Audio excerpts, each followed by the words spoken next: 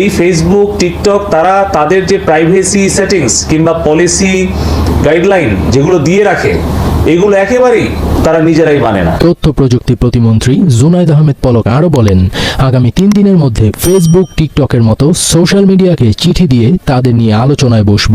তারা যদি এই শুনানিতে অংশ নিয়ে সন্তোষজনক জবাব দিতে না পারে, তবে তাদের বিষয়ে কঠোর হবে সরকার।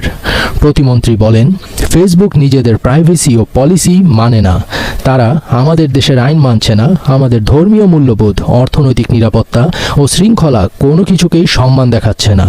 তারা তাদের নিজেদের পলিসি গাইডলাইন ও প্রাইভেসি সেটিংস নিজেরাই ভঙ্গ করছে। তাই এই মুহূর্তে আমরা এই ঝুঁকিটা কিভাবে নেব? তারা এসে যদি সেই প্রতিশ্রুতি দেয় যে তারা এসব বিষয়ে দায়িত্বশীল আচরণ করবে, তখন আমরা বিবেচনা করে দেখব। এই ফেসবুক, টিকটক তারা তাদের যে প্রাইভেসি সেটিংস কিংবা পলিসি গাইডলাইন যেগুলো দিয়ে রাখে, এগুলো একেবারেই তারা নিজেরাই মানে না। আপনারা খেয়াল করে দেখেন, তারা কিন্তু এক এক দেশের জন্য এক এক ধরনের আচরণ করে। মিয়ানমারে যখন রোহিঙ্গা মুসলমানদেরকে নির্মমভাবে হত্যা করে পাঠিয়ে দিল, সেটা কি জন্য ঘটলো?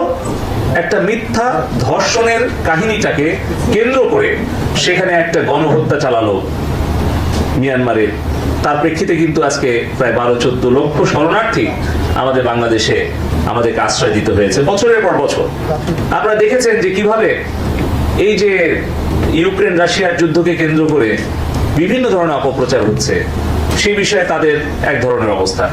আপনারা দেখছেন যে যখন ইসরায়েল এই ফিলিস্তিনিদের উপরে অমানবিক হামলা এবং যে হত্যাযজ্ঞ চালাচ্ছে নিরীহ নারী শিশুদের উপরে, সেখানে এই ফেসবুক বা অন্যান্য যেগুলো সোশ্যাল মিডিয়া প্ল্যাটফর্ম আছে, তাদের ভূমিকাটা কি?